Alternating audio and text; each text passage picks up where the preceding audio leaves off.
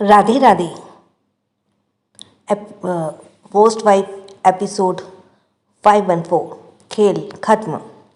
वंश ऋतिका को शहर से दूर बड़ी सी जंगल के बीच बने एक बड़ी सी टूटी हुई झोंपड़ी पर लेकर आया था। ये वंश की वही दुनिया थी जिसे उसने बनाया था और अंश ने उसे ऋतिका की वजह से खत्म कर दिया था। ऋतिका के दोनों हाथ कुर्सी पर पीछे की तरफ बंधे हुए थे। उसके सामने एक कुर्सी पर वंश बैठा था। उसकी पीठ ऋतिका की तरफ थी। उसने काले रंग के कपड़े पहने थे। उसके चेहरे पर अभी भी वो सीरियसनेस थी। उसकी नीली आंखें एकदम कठोर थीं, जैसे उसने कोई इमोशन ही ना हो। उसके होठों पर प्लेफुल स्माइल थी और हाथ में एक शार्प नाइफ। ऋतिका उसके हाथ को देख पा रही थी। वंश उस प्यून को गाते हुए उस चाकू के टिप पर वंश उस पोएम को गाते हुए उस चाकू के टिप पर हाथ फेर रहा था, जिसे देखकर ऋतिका की रीढ़ की हड्डी में कांप सी हुई। वंश ऋतिका को नहीं देख रहा था। उसने कहा, baby you woke up. Ritika ने पता नहीं, उसकी आवाज़ में पहले जैसी ही मिठास थी। उसने हकलाते हुए कहा, वंश। अचानक से वंश पीछे मुड़ा। उसके होठों पर क्रीपी सी मुस्कान थी, जिसे देखकर ऋतिका खुद से ही सिमट गई। वंश कुर्सी से उठा और धीमे कदमों से उसके पास आते हुए बोला, यस बेबी, इट्स माइन। तुम्हारा वंश। ऋतिका ने कहा, वंश, तुम मुझे यहाँ क्यों लाए हो और तुमने मुझे ऐसे क्यों बांधा है? ऋतिका को अभी लग रहा था वंश उसके बारे में कुछ भी नहीं जानता। उसके इस सवाल पर वंश उसका मजाक बनाते हुए बोला, कम ऑन बेबी, तुम ये प्रिटेंड करना बंद करो। तुम यहाँ क्यों हो? तुम्हें क्योंकि बहुत अच्छे से ये जानती हो। वंश, तुम किस बारे में बात कर रहे हो? मुझे कुछ समझ नहीं आ रहा। वंश ने उसकी बात सुनी और उसका चेहरा एकदम सीरियस हो गया। वह उसके पास आया और एकदम उसकी आंखों में चमकते हुए बोला, तुमने बहुत बड़ी गलती कर दी रिति। ओह सॉरी, द एजेंट रिति सिंह शेखावत। तुम ये जो खेल मेरे साथ खेल रही थी, उससे मुझे कोई प्रॉब्लम नहीं थी, लेकिन तुम्हें मेरे भाई और डैड को टारगेट नहीं करना चाहिए था। तुम्हें उन्हें मारने की कोशिश की। यह खतरनाक तरीके से ऋतिका को घूरने लगा। ऋतिका ने हैरानी से उसे देखा। वंश को कब उसके बारे में पता चला? एक तो ऋतिका पहले ही बहुत परेशान थी और ऊपर से वंश के ऐसे एलिगेंस अपने ऊपर लगाते देखकर ऋतिका हैरान थी, क्योंकि उसे वंश के कंडीशन के बारे में और अंश के कंडीशन के बारे में और आयंश के हमले के बारे में कुछ भी आइडियाज़ नहीं था। वो तो यहाँ से चुपचाप जाने की प्लानिंग कर रही थी, क्योंकि उसने अपना काम पूरा कर दिया था। उसने नहीं में सर हिलाया और कुछ बोलने को कोशिश की, लेकिन वंश ने उसे ऐसे देखा तो उसकी आंखों के सामने हैंड बैंड को करते हुए बोला, अब वे मत कहना ये तुम्हारा नहीं है। तुम जानती हो मुझे ये क्या मिला? ऋतिका ने नहीं में सर हिलाया। वो लगातार खुद को रस्सी से छुड़ाने की कोशिश कर रही थी, क्योंकि वंश ने उसकी कमर को बहुत कसकर बांधा था, इसलिए उसे अपने पेट में दर्द हो रहा था। वो वहाँ से जाना चाहती थी। वो बहुत हेल्पलेस फील कर रही थी। वंश ने उसे मना करते देखा तो बोला, हॉस्पिटल में, डैम इट, वो तुम ही थी ना जो आज डैडी को आईसीयू में थी उन्हें वो पॉइजन देने के लिए? और उसने उसके गाल को पकड़ लिया, जिसकी वजह से उसके होठों का पाउट बना और उसकी आंखें बड़ी बड़ी हो गई। वंश ने उसके चेहरे को गौर से देखा। ऋतिका की आंखें इस बार झूठ नहीं बोल रही थी। वो वंश से काफ़ी घबराई हुई थी। पता नहीं ये पागल इंसान कब उसके साथ क्या कर दे। वो उसे कन्विंस करने की कोशिश करते हुए बोली, वंश, मेरी बात सुनो। मैं वो कह ही रही थी कि वंश जोर से चिल्लाया, शट अप, मैं कुछ नहीं सुनना चाहता। इनफैक्ट मैं तुम्हें कुछ दिखाना चाहता हूँ। तुम्हारे लिए कुछ है मेरे पास। और उसने ऋतिका को छोड़ दिया। वो ऋतिका के दूसरी तरफ एक कांच के बने दीवार के पास आया और उसमें से एक पर्दे को खींचा। ऋतिका ने उस कांच के पीछे किसी को देखा तो उसकी आंखें बड़ी बड़ी हो गई। कौन हो सकता है? उसके सामने सलोनी भी उसी की तरह कुर्सी पर रस्सी से बंधी हुई थी। उसके मुंह पर टेप लगा था और वो उन्हें देख रही थी। रितिका हिलाते हुए बोली, वंश, तुम दी को कुछ नहीं करोगे। इसमें दी की कोई गलती नहीं है। मैं थी जो वो तुम्हारे पास आई थी। जो किया मैंने किया। सलोनी दी ने कुछ नहीं किया। वंश ने उसे तड़पते हुए देखा और बोला, आई नो डार्लिंग, पर मेरे भाई और डैड ने भी तुम्हारे साथ कुछ नहीं किया। वो मैं था जिसने सब कुछ किया, लेकिन तुमने फिर भी उन्हें चोट पहुंचाने की कोशिश की। हिसाब तो बराबर करना ही होगा।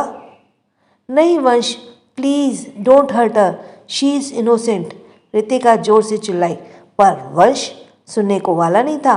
वो सलोनी के पास आया और उसके लेवल में झुकते हुए बोला, यू श्योर ये इनोसेंट है? और उसने उसके मुंह से टेप खींचकर बाहर निकाला। सलोनी गुस्से से बोली, यू हिम्मत है तो एक बार बस मेरे हाथ खोल, मैं तुम्हें बताती हूँ मैं कौन हूँ। वंश ने गुस्से से उसे देखा और बोला, यू नो, मुझे उन लोगों को सख्त नफरत है जो लड़कियों और बच्चों पर हाथ उठाते हैं, पर तुम ये डिज़र्व करती हो। और उसने सलोनी के गाल पर एक थप्पड़ जड़ दिया। उसने सलोनी के बाल को कसकर पकड़ लिया और बोला, एक और बार अपने मुंह से ऐसे स्वीट्स वर्ड्स निकाला तो मैं तुम्हारी जान खींचकर तुम्हारे गले में लपेट दूंगा, समझी? वंश पहले ही सलोनी से बहुत चिढ़ता था क्योंकि उसे कभी अच्छी नहीं लगी, पर आज उसके लिए वंश के दिल में नफरत थी। वंश ने उसे तड़पते हुए देखा और बोला, सॉरी। सलोनी ने गुस्से से उसे देखा और रितिका जोर से चिल्लाई, वंश प्लीज़, तुम सच नहीं जानते। जो भी किया मैंने किया, इसलिए तुम्हें मेरे साथ जो करना है करो। प्लीज़ दी को जाने दो। वंश ने उसे अपनी एक भौं उठाकर देखा। सलोनी जोर से चिल्लाई, रितिका, तुम इससे भीख नहीं मांगोगी, तुम इससे भीख मांग रही हो। वो जो तुमने किया वो सही तो किया है तुम, क्योंकि इसने हमारी फैमिली को मारा। तुम भूल गई, उसने अभिषेक भाई को मारा, तुम्हारे मॉम डैड को तुमसे छीन लिया, जिसकी कोई गलती ही नहीं थी। रितिका अब चुप हो गई। कुछ पल के लिए वहाँ पर सन्नाटा पसर गया, लेकिन तभी वंश की खतरनाक हंसी गूंजने लगी। उसने अपनी कमर पर हाथ रख लिया और हंसने हुए जोर से लगा। रितिका और सलोनी एक दूसरे को देखने लगे। कुछ देर बाद वंश शांत हो गया। उसने अपने मुंह पर हाथ रख लिया और कहा, अच्छा हुआ तुमने याद दिलाया, मैं तो उसके बारे में भूल ही गया था। तुम्हें पता है मैंने उसे क्यों मारा? तुम्हें कैसे पता होगा? मैं बताता हूँ। उस कमीने ने मुझे धोखा दिया था। ये कहते हुए उसके चेहरे पर कड़वड़ाहट के भाव आ गए। उसने आगे कहा, उसने मेरे ड्रग्स चुराया और खुद बेचने लगा, और जब मैंने उसे रंगों हाथ पकड़ लिया तो वो साला डरपोक पुलिस के पास चला गया और उसने सब कुछ तुम्हारे डैड को बता दिया। मैं कैसे उन्हें जिंदा छोड़ देता जो मेरी बर्बादी के कारण बनने वाले थे? हाँ, मैंने ही मारा है उन्हें। मैंने तुम्हारे भाई और डैड को मार दिया, लेकिन बेचारी मॉम, मुझे नहीं पता था वो भी उस दिन कार में थी। ये सुनकर रितिका की आंखें नम हो गईं। उसने नम आंखों से वंश को देखा। वंश उसे ऐसे बता रहा था जैसे उसके लिए ये बहुत आम सी बात हो। You are such a cruel devil. Ansh ने रितिका को देखा, उसके ऊपर झुकते हुए बोला, यस डार्लिंग, तुमने सही कहा, I am a devil of your dreams. अब बारी तुम्हारी दी की है। बहुत होशियार समझती है ना वो खुद को। अभी बताता हूँ डेविल को परेशान करने का अंजाम क्या होता है। उसकी गर्म सांसें रितिका के चेहरे पर टकरा रही थी और वो सलोनी के पास आ गया। रितिका अब बहुत ज़्यादा घबरा गई। उसने कहा, वंश नो। पर वंश नहीं रुका। वो सलोनी के पास आया और चाकू की नोक को सलोनी के हाथ पर चलाने लगा। वो अपनी रिस्पी वॉइस में बोला, say hi to the devil for me girl. और उसके सलोनी की कलाई पर चाकू चला दिया। सलोनी जोर से चिल्लाई। रितिका ने कसकर अपनी आंखें बंद कर ली क्योंकि सलोनी की चीखें बहुत ही भयानक थी, पर वंश को वहाँ कोई फर्क नहीं पड़ रहा था। रितिका तेज आवाज में बोली, वंश स्टॉप, दीदी को जाने दो, मत करो ये सब। पर वंश नहीं रुका। उसने बार बार एक चोट सलोनी के हाथ पर बना दिया जिससे उसका खून पानी की तरह जमीन पर टपकने लगा। सलोनी धीरे धीरे अपना होश खोते जा रही थी। रितिका रस्सी से छूटने की कोशिश करते हुए बोली, वंश आई सेड स्टॉप इट, वंश आई सेड स्टॉप इट। सलोनी पर वंश कहाँ पर कोई फर्क पड़ने वाला था। और सलोनी अगले ही पल उसने अपने हाथों की रस्सी खोल दी और पैरों की रस्सी से खोलते हुए खड़ी हो गई। वो बहुत गुस्से में वंश के पास आई और उसके कंधे को पकड़कर उसे सलोनी से दूर करके उसके गाल पर थप्पड़ जड़ते हुए बोली, वंश होश में आओ, तुम उसे मार दोगे। वंश ने गुस्से से उसे देखा और उसके बाल को पकड़कर उसे अपने करीब खींचते हुए बोला, खबरदार जो एक बार भी मुझे हाथ उठाने की हिम्मत की। मैं तुमसे प्यार करता था, तब तुम जो चाहे वो मेरे साथ कर सकती थी, पर अब नहीं, अब मैं नफरत करता हूँ। अगर अब मुझ पर हाथ लगाया तो मैं तुम्हें इसी जगह जिंदा गाड़ दूंगा, समझी तुम। ये कहते हुए वो रितिका के आंखों में देख रहा था और रितिका अपनी बड़ी बड़ी आंखों से वंश को देख रही थी। दोनों काफी करीब थे। रितिका उसकी सांसों को अपनी होठों पर महसूस कर पा रही थी। उसकी आंखों में अपने लिए बेहिसाब नफरत देखकर रितिका का दिल अंदर ही अंदर दर्द कर गया। वो ये मानना ही नहीं चाहती थी कि उसको उसके मॉम डैड के कातिल से प्यार हो गया था। उसने अपनी नम आंखों से उसे देखा और कठोरता से बोली, आई हेट यू वंश सिंह रायजादा। वंश ने भी उसी तरह कहा, I hate you too darling, और उसने रितिका के बालों को कसकर पकड़ लिया। रितिका उसके और पास आ गई। दोनों ने एक दूसरे के होठों को छू गए। वे दोनों काफी देर तक एक दूसरे की आंखों में देखते रहे। तभी वंश ने उसके होठों को चूम लिया। रितिका की आंखें बड़ी बड़ी हो गई। वंश ने उसकी कमर को कसकर पकड़ लिया और उसे डीपली किस करने लगा, जैसे वो उसे आखिरी बार चूम रहा हो। रितिका उससे दूर जाना चाहती थी, लेकिन वंश ने उसे जाने नहीं दिया। कुछ देर बाद रितिका ने कसकर अपनी आंखें बंद कर ली और उसने वंश के कपड़ों को कसकर पकड़ लिया। तभी उसे अपने पेट पर कुछ चुभन का एहसास हुआ। उसने झट से आंखें खोली और उसकी नज़र वंश की नज़रों से मिली। वंश उसकी नज़र में आंखों में देख रहा था। रितिका को महसूस हुआ वंश क्या कर रहा है। वो नहीं में सर हिलाने लगी।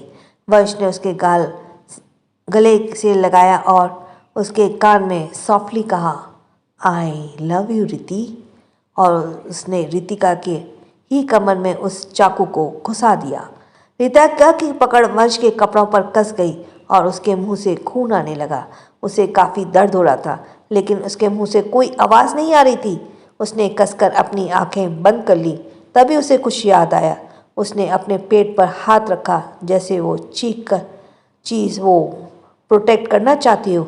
उसने अर्श को देखा और नहीं में सिर हिला दिया। वंश ने चाकू को खींच लिया और उसके साथ ही रितिका की चोट से खून का फव्वारा निकलने लगा।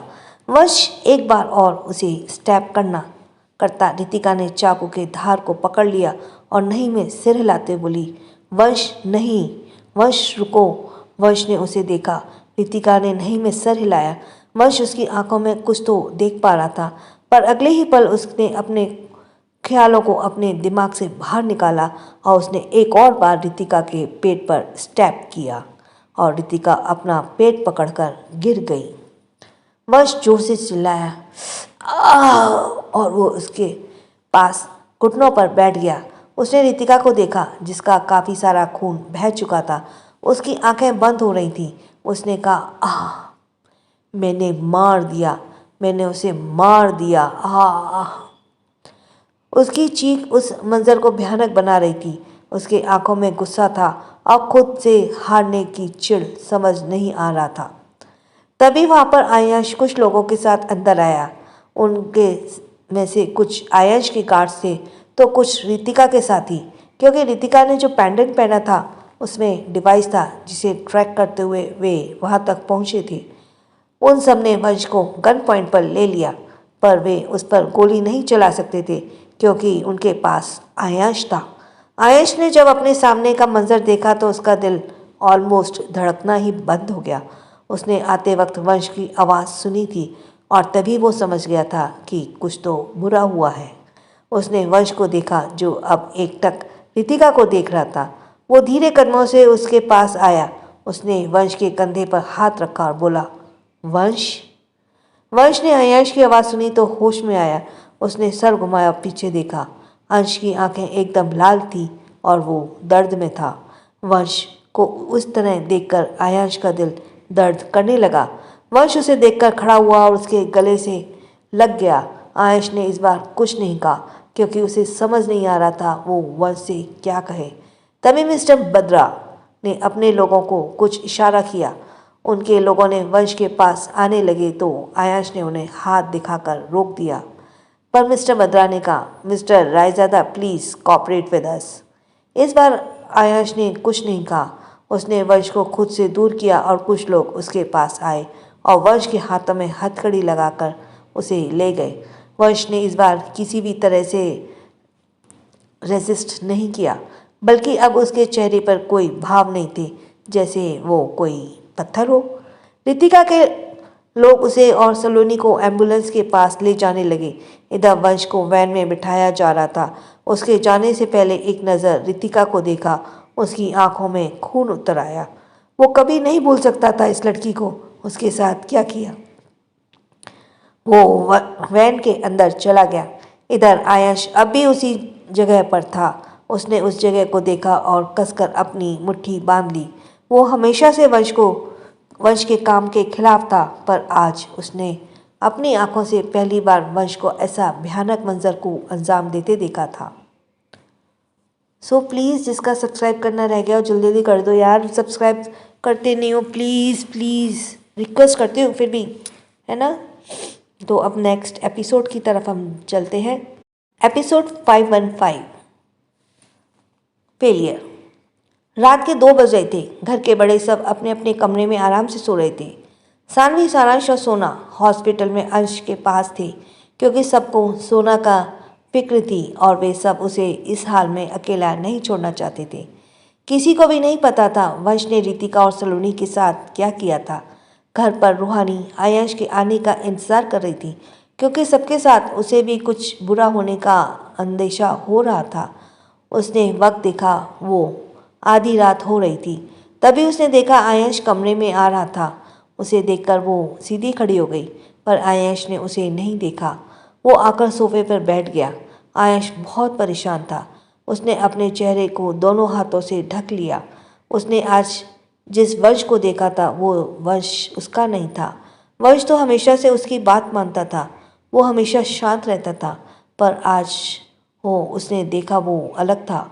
उसे समझ नहीं आ रहा था कहाँ फेल हो गया। वंश का जेल जाना उसके लिए बहुत बड़ा फेलियर था। कैसे वह ऑफिसर उसके भाई को ले जा रहे थे और वो कुछ नहीं कर पाया, या फिर उसे आज सालों पहले की तरह अकेलेपन ने घेर लिया था। वो अभी सोच ही रहा था कि रूहानी उसके पास आई और हिचकिचाते हुए उसके कंधे पर हाथ रखते बोली, आयंश जी आप ठीक हैं? आयंश ने सर उठाकर ऊपर देखा। रूहानी उसे फिक्र के साथ देख रही थी। रूहानी ने कहा, आयंश जी। आंखें देखी तो वो घबरा गई क्योंकि इतने दिनों पहली बार उसने अपनी आंखों में कुछ ऐसा देखा था जिस पर यकीन करना उसके लिए बहुत मुश्किल हो रहा था। आयंश नहीं चाहता था रूहानी उसे इस तरह कमज़ोर पड़ता देखे, इसलिए उसने उसकी कमर से अपने हाथ लपेट लिए और उसे अपनी तरफ खींचते हुए उसकी कमर से लिपट गया। उसका चेहरा रूहानी के पेट पर था। उसके अचानक से किए गए इस हरकत पर रूहानी हैरान सी हो गई। आयंश जी। रूहानी ने उसके कंधे को पकड़ लिया। उसने कहा, आपको क्या हुआ है? आप ठीक है ना? आयश ने नहीं में सिर हिलाया। उसकी गर्म सांसें रूहानी के नाइट ड्रेस से होकर उसके पेट से टकरा रही थीं। कहीं ना कहीं रूहानी आयश की कंडीशन समझ रही थी। वो इस वक्त आयश से कुछ भी ऐसा नहीं कहना चाहती थी जिससे आयश उस पर फिर से गुस्सा करे। उसने जेंटल और सॉफ्टली उसके कंधे पर हाथ रखा। उसका ऐसा करते ही आयश ने अपनी पकड़ उसकी कमर पर कस दी। उसे इस वक्त रूहानी के पास रहना था। उसकी ज़रूरत थी। उसके पास होने से ही आयश को बहुत अच्छा लग रहा था। उसने गहरी सांस ली। आयश की गर्म सांसों से रूहानी को गुदगुदी का एहसास हो रहा था।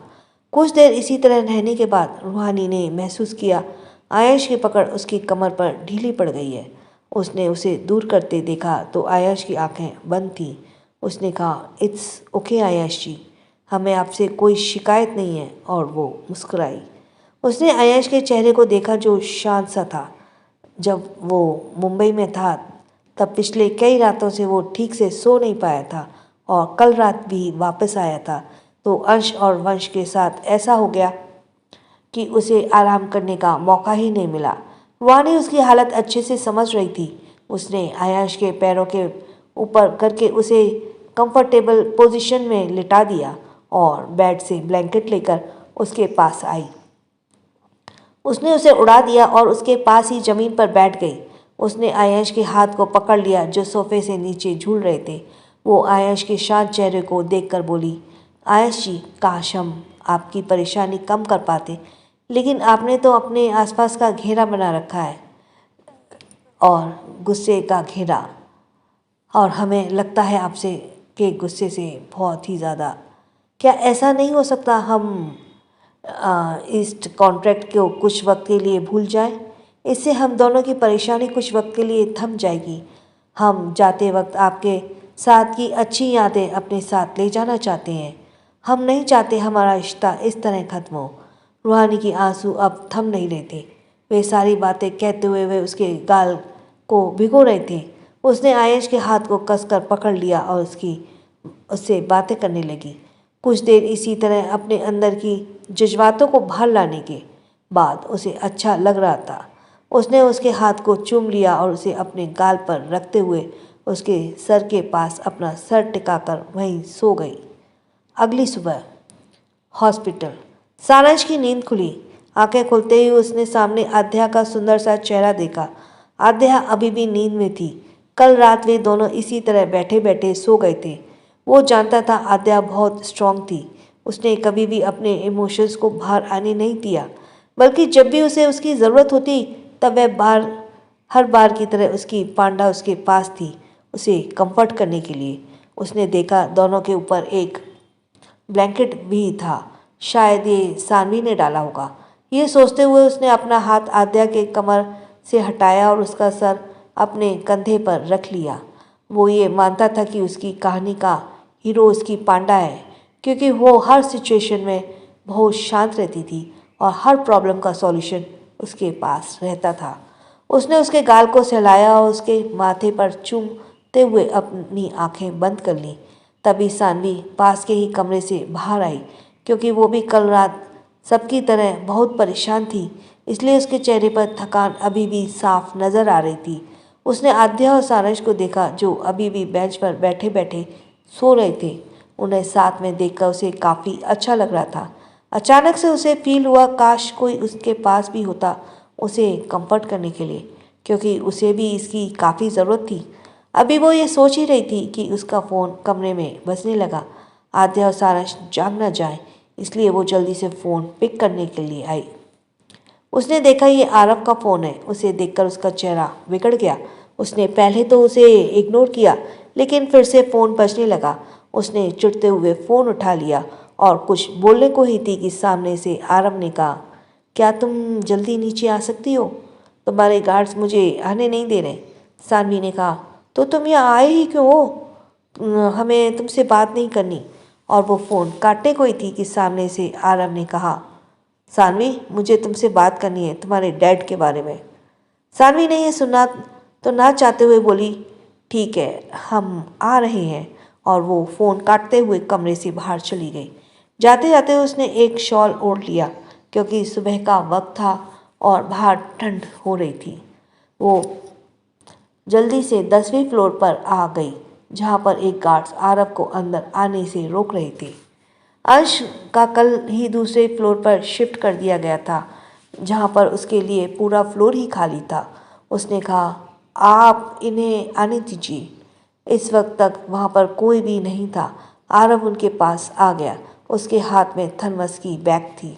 सानवी ने देखा आरव हर रोज की तरह आज भी बहुत हैंडसम लग रहा था। आरव ने सानवी को देखा तो उसे बिना किसी भाव के देख रही थी। उसने सिंपल से घर के कपड़े वाले पहने रखे थे। वो अब कंफर्ट करना चाहता था, लेकिन उसे समझ नहीं आया वो क्या कहे। उसने कहा, क्या हम बैठकर बात करें? और उसने बैग को ऊपर उठाया। सानवी ने उसे देखा और हाँ में सिर हिलाया। वे दोनों एक बेंच पर बैठ गए। आरव ने बैग खोला और थर्मस से कॉफ़ी एक कप में डालते हुए बोला, क्या तुमने न्यूज़ देखा? और कप उसकी तरफ बढ़ा दिया। सानवी ने कप को देखा और फिर आरव को देखते हुए नहीं में सिर हिलाया। आरव जानता था सानवी इस वक्त शांत है, तो इसका मतलब है उसने वंश के बारे में कुछ नहीं पता। आरव ने कहा, पहले तुम ये लो और थोड़ी रिलैक्स हो जाओ। मैं जो बताने वाला हूँ वो बहुत इम्पोर्टेंट है। सानवी ने हिचकिचाते हुए मग को ले लिया और एक सिप लिया। उसे सिप लेते ही काफ़ी अच्छा लगा। ये उसकी फेवरेट कॉफ़ी थी। उसने कहा, अब बताओ क्या बात करनी है? आरव पॉकेट से अपने फ़ोन को निकालकर उसे सानवी को देते हुए बोला, तुम्हें ये देखना चाहिए। सानवी ने उसके फ़ोन को देखा। उसे देखकर उसकी आंखें बड़ी बड़ी हो गईं। ये वंश के बारे में न्यूज़ थी। कल रात उसने जो कुछ किया था वो सब न्यूज़ में दिखाया जा रहा था। वो हैरानी से बोला, ये रितिका कॉप है? और भाई ने उसे। आरव बोला, हाँ, और इस वक्त काफ़ी बुरी हालत में है। उसके बचने के कोई चांस नहीं है। सानवी और ज़्यादा हैरान हो गई। आरव ने कहा, खैर, मुझे तुमसे कुछ डैड के बारे में बात करनी थी। सानवी शांत हो गई। तुम्हारे डैड चाहते थे मैं वंश का केस हाथ में लूँ। आरव कह ही रहा था कि सानवी उसे बीच में काटते हुए बोली, एक मिनट, डैड को तुमने ऐसे कब कहा? वो तो अभी कोमा में है। आरव बोला, काफ़ी दिनों पहले तुम्हारे डैड को पता था एक दिन ऐसा जरूर होगा। उन्होंने तुम्हारे बेवकूफ़ भाई को वार्न भी किया था, लेकिन वो नहीं माना। लेकिन उन्हें नहीं पता था उनके साथ भी ऐसा कुछ होने वाला है। वो उसे वंश के बारे में सब कुछ बताने लगा, जिसे सुनते हुए सानवी हैरान हुए जा रही थी। इधर रणवीर डिस्टेंस पर खड़ा था। उसके हाथ में एक बैग था जिसे उसने कसकर पकड़ रखा था। वो सानवी के पास आया था ये सोचकर कि वो इस वक्त अकेली होगी, पर यहाँ उसके साथ आरव को देखकर उसके चेहरे पर अजीब के भाव आ गए। वो जेलस था। उसने अपने चेहरे के भाव बदले और जल्दी से उसके पास आ गया। हाय गाइस, क्या हो रहा है? गार्ड ने उसे नहीं रोका, क्योंकि सानवी ने पहले ही उन्हें उसके बारे में बता दिया था। पर आरव के वहाँ आने की उम्मीद उसे नहीं थी। आरव ने आंखें छोटी करके उसे देखा। पता नहीं ये अचानक से राहु केतु उसकी लाइफ में कहाँ से टपक पड़ता है। वो बोला, तुम्हें दिख नहीं रहा हम इम्पोर्टेंट डिस्कशन कर रहे हैं? रणवीर ने भी घूर कर उसे देखा और कहा, तुम्हें देखकर तो नहीं लग रहा। ऐसा लग रहा है तुम मौके का फ़ायदा उठाने आए हो। आर्यन ने घूरकर उसे देखा और बोला, रियली? फिर तुम यहाँ क्या कर रहे हो? रणवीर कुछ कहना उससे पहले सानवी बोली, तुम दोनों बहस करना बंद करो, ये सही वक्त नहीं है। दूसरी तरफ ऐना की नींद खुली। उसने देखा वो माया के साथ जमीन पर सो रही थी। कल रात जय ने उसे कमरे में रहने के लिए कहा था, तब वो कमरे में ही थी। वो धीरे से उठकर कमरे से बाहर आई। आज घर पर कोई नहीं था, वो अकेली थी। जय भी कल रात ही कहीं चला गया था। ऐना किचन से आकर पानी पीने के बाद लिविंग रूम में आई। घर पर सन्नाटा था, इसलिए उसे अपनी ही आहट पूरे घर पर सुनाई दे रही थी। वो सोफे पर बैठ गई। वो अकेली थी, इसलिए उसने टेबल से रिमोट लेकर टीवी ऑन किया। तभी उसे पहले चैनल पर ही वंश की न्यूज़ दिखा। उसे देखकर उसका गला चोक हो गया। उसकी आंखों में वंश को इस तरह देखकर आंसू आ गया। वो भागकर कमरे से आई। उसने अपना फ़ोन लिया और अपने डैड को मिलाया। सामने से किसी ने आवाज़ आई, प्रिंसेस, मैं अभी बिज़ी हूँ, मैं बाद में तुमसे बात करता हूँ। पर ऐना जल्दी से बोली, dad dad please do something, वो लोग उसे ले गए। वेल आप सब तो आज फिर से अंश कोमा में चला गया। पता नहीं अंश की लाइफ में क्या है जो वो बार बार कोमा में चला जाता है। हाँ, so next episode is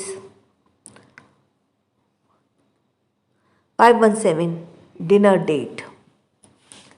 Aarav के पूछने पर कि क्या सानवी उसके साथ एपिसोड 516 सजा। सुबह का वक्त आयांश को जब आंखें खुली तो उसने खुद को सोफे पर पाया। उसे याद नहीं था वो सोफे पर कब सोया। उसने देखा रूहानी कबर्ड्स के पास खड़ी होकर कुछ खा रही थी। ये रूहानी की मेडिसिन थी जो उसे सुबह लेनी थी। उसने देखा रूहानी ने दवाई खाकर डिब्बे को अपने कपड़ों के बीच छुपा दिया और पानी का गिलास लिए मुड़ गई। उस सबसे पहले उसकी नज़र आयांश पर पड़ी जो उसे ही देख रहा था। उसने मुंह पर अभी भी पानी भरा हुआ था और उसके गाल मोटे मोटे लग रहे थे। आयांश को देखकर उसने अपना मुंह का सारा पानी अपने गले में नीचे उतार लिया। उसने काले रंग की पैंट और ढीला सा फ्रॉक पहना था। वो ऐसा करते हुए बहुत क्यूट लग रही थी। आयांश उस पल उसे देखा रहा था, फिर उसके चेहरे के भाव बदले हुए सोफे से खड़ा होकर वॉशरूम में चला गया। उसे सोना से मिलने हॉस्पिटल जाना था। उसके बाद कोर्ट भी जाना था क्योंकि आज वंश को कोर्ट में पेश किया जाने वाला था। रूहानी अपना काम करके नीचे आ गई। उसने देखा पीहू किसी से फ़ोन पर बात करते हुए किचन से बाहर आ रही थी। हाँ, तुम्हें आने की ज़रूरत नहीं है, तुम अपनी पढ़ाई पर ध्यान दो, तुम्हारे डैड और बाकी सब हैं, सब संभाल लेंगे। ओके बेटा, तुम अपना ख्याल रखना, भाई। और उसने फ़ोन काट दिया। सब लिविंग रूम में थे। सबको पता था आज कोर्ट में क्या होने वाला था। पीहू रूहानी को देखते हुए बोली, रूहानी, क्या तुम आयश के साथ हॉस्पिटल जा रही हो? उसका सवाल सुनकर रूहानी ने अपने होठों को दांतों के नीचे दबा लिया क्योंकि उसे पता नहीं था आयश उसे अपने साथ लेकर जाएगा या नहीं।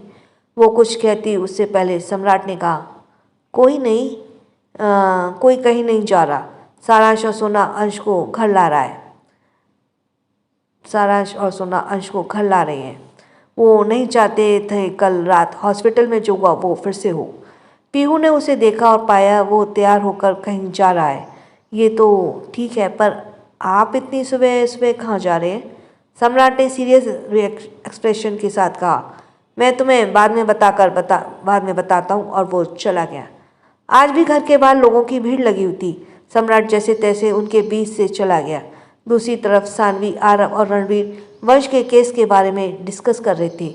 आरव ने कहा, वंश किसी भी तरह से सज़ा से नहीं बच सकता। अभी अभी मैंने जो कुछ भी तुम सबको बताया वो रीज़न काफ़ी है उसे फांसी की सज़ा दिलाने के लिए, या फिर हो सकता है उसे उम्र कैद की सज़ा मिल जाए। लिटरली सानवी की आंखों में आंसू आ गए।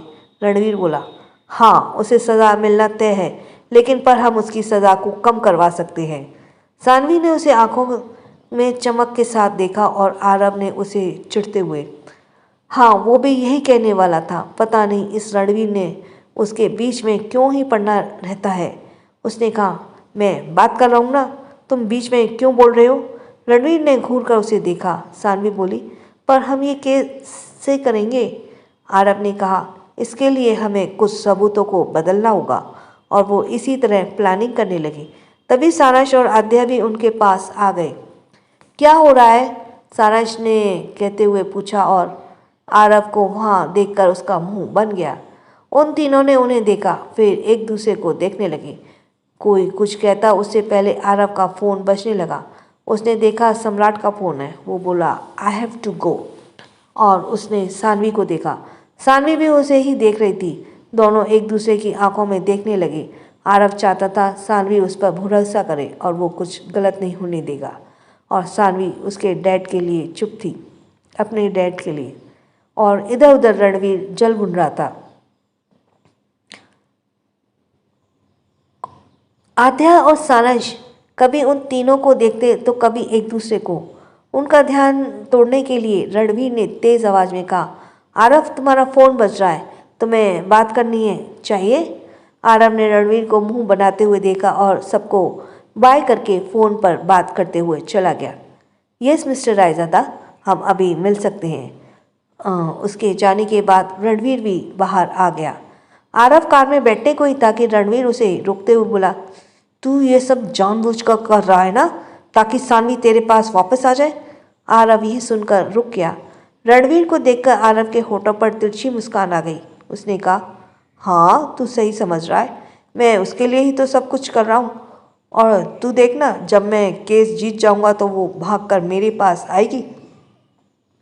रणवीर ने चिढ़ते हुए उसे देखा और बोला, अगर तू उसकी जगह में महान बन भी जाए ना उसकी नज़रों में, तो भी वो तेरे पास कभी नहीं आएगी, क्योंकि मैं ऐसा नहीं होने दूंगा। आरव ने अपनी आंखें गोल घुमाई और बोला, तुम एक ही बात को बार बार सुनकर थक नहीं जाते? मैंने कितनी बार कहा वो सिर्फ मेरी है और मैं तुझे कभी भी किसी भी हाल में चैलेंज जीतने नहीं दूंगा। और वो कार में बैठकर चला गया। रणवीर ने गुस्से से अपना जबड़ा कस लिया।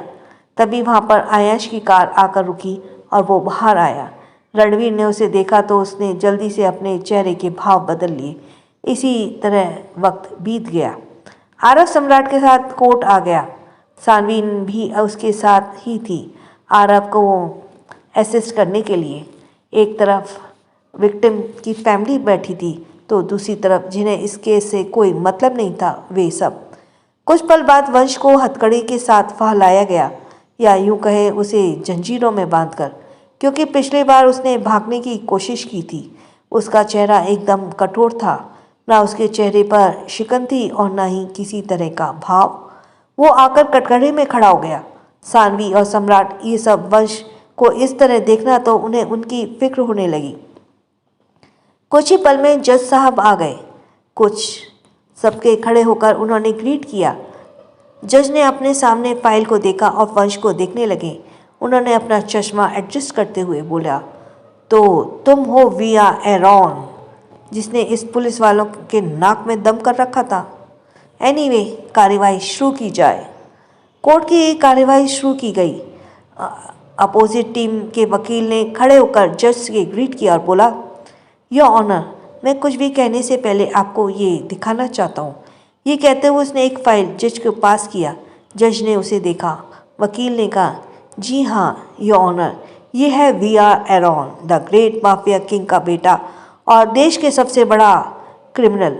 आरव ने खड़े होते हुए कहा, ऑब्जेक्शन माय लॉर्ड, मेरे मुवक्किल का गुनाह अभी साबित नहीं हुआ है, इसलिए मिस्टर खन्ना उन्हें क्रिमिनल नहीं बुला सकते। मिस्टर खन्ना ने कहा, तो इसमें कौन सी बड़ी बात है, हम अभी साबित कर देते हैं। माय लॉर्ड, आपने जो कुछ भी फाइल में देखा वो सच है। विया एरॉन नाम ही काफ़ी है आपको सब कुछ समझाने के लिए। ये एक ड्रग माफिया और मर्डरर है। इसी तरह से कई तरह के इलीगल एक्टिविटीज़ में इनका नाम शामिल है। इसी तरह से कई तरह के इल्ज़ाम वंश पर लग रहे थे। जज ने वंश को देखा और बोले, क्या तुम इसके बारे में कुछ कहना चाहोगे? पर वंश ने कुछ नहीं कहा, जैसे उसे इस तमाशे में कोई फर्क ही ना पड़ रहा हो।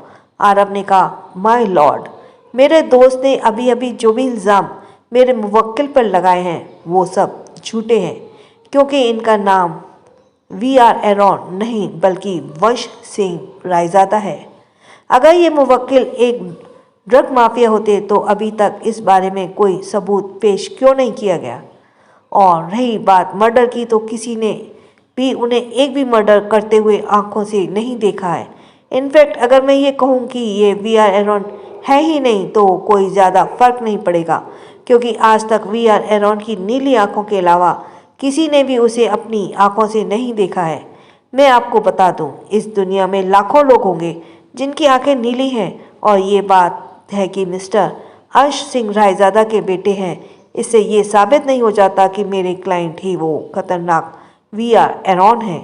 ये सुनकर वहाँ पर एकदम से हल्ला मच गया और वंश आरव को अपनी एक भौं उठाकर देखने लगा। उसे समझ नहीं आ रहा था ये आरव करना क्या चाहता है। आरव ने भी उसे देखा और हल्का सा मुस्कुराया। उसने कहा, मैं ये कुछ फैक्ट्स पेश करता हूँ जिससे ये साबित हो जाएगा कि मेरा क्लाइंट मिस्टर वंश सिंह रायजादा निर्दोष है। उसने इतना कहा ही था कि वहाँ मौजूद एक आदमी का फ़ोन बजने लगा और वहाँ पर पूरी तरह से सन्नाटा छा गया और सिर्फ उस फ़ोन की आवाज़ सुनाई देने लगी। तभी किसी ने घबराते हुए फ़ोन को देखा क्योंकि सबकी नज़र उस पर थी। ये एक वीडियो कॉल थी। उसने जैसे ही फ़ोन उठाया, सामने से किसी ने क्रीपी तरीके से हंसते हुए आवाज़ आई, हा हा हा हा। कितने घिनौने होते हैं वो इंसान जिन्हें बेकसूर लोगों की तकलीफ देने में मज़ा आता है। मज़ा तब आता है जब सामने वाला टक्कर का हो और तुम्हें उसकी चीखें सुकून दे। हा हा हा हा। और सामने वाला जोर जोर से हंसने लगा।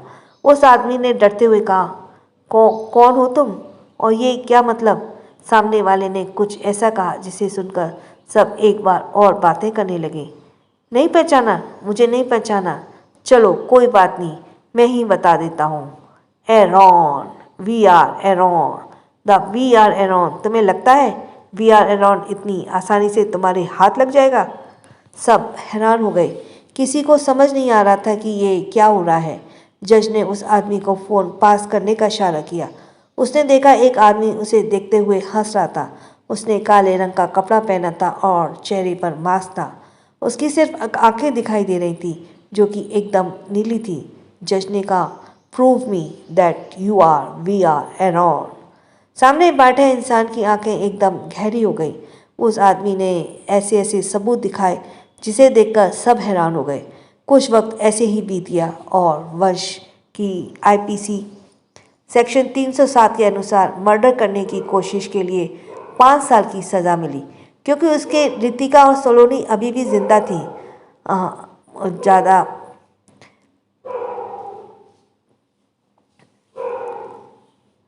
एनीवे, चल सम्राट और सानवी खुश थे और वंश को बड़ी सज़ा नहीं मिली।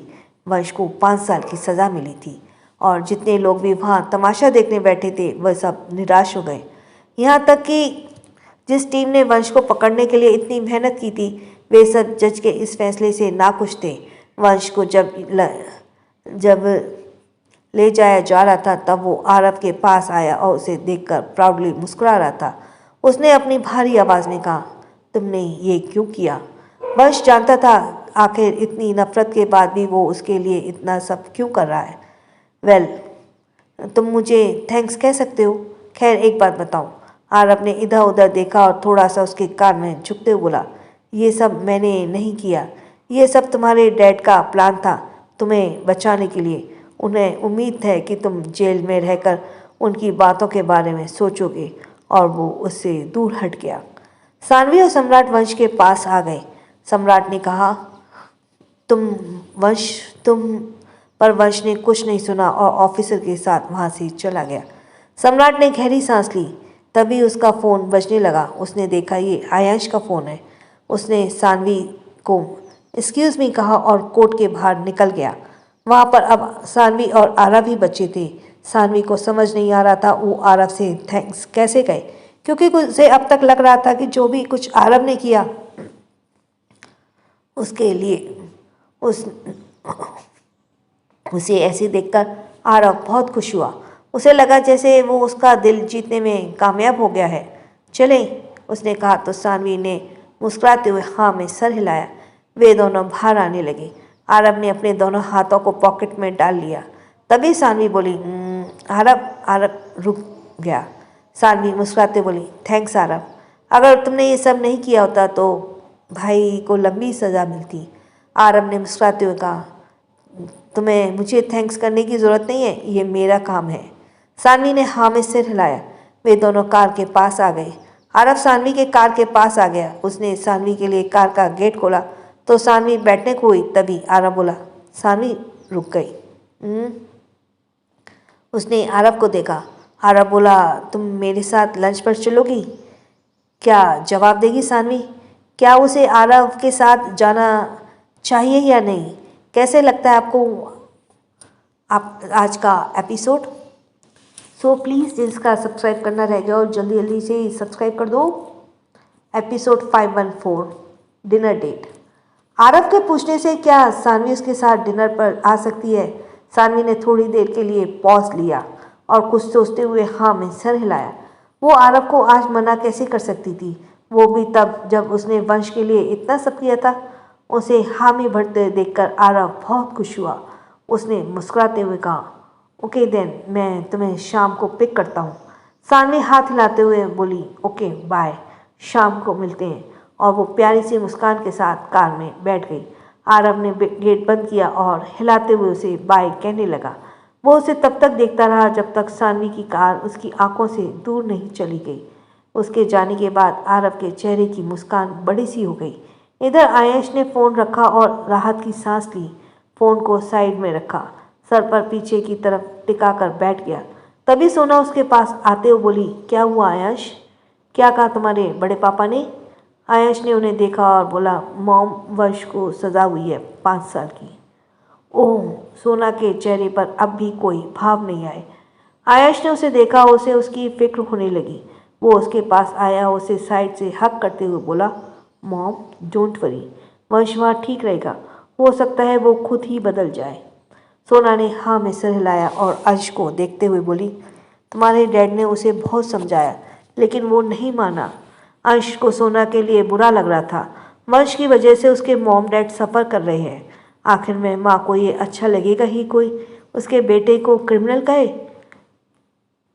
कुछ देर बाद आयश, वंश और सोना को घर लेकर आ गया। नीलिमा ने अंश को इस तरह देखा तो वो रोने लगी। पीहू ने बहुत मुश्किल से उसे संभाला। इधर वंश का लाकर जेल में डाल दिया गया था। ये दिल्ली की सबसे खतरनाक और बुरा कहे जाने वाला जेल था। वहाँ पर ऐसे ऐसे क्रिमिनल सजा काट रहे थे जो वंश से भी ज़्यादा खतरनाक और निर्दयी थे। उन सब ने वंश को देखा और सलाखों को पीटने लगे। वंश के हाथ में हथकड़ी खोल दी गई और उसे एक शेल के अंदर धक्का दे दिया गया। वंश चुपचाप आकर बैठ गया। उसी शेल में 5 लोग भी मौजूद थे।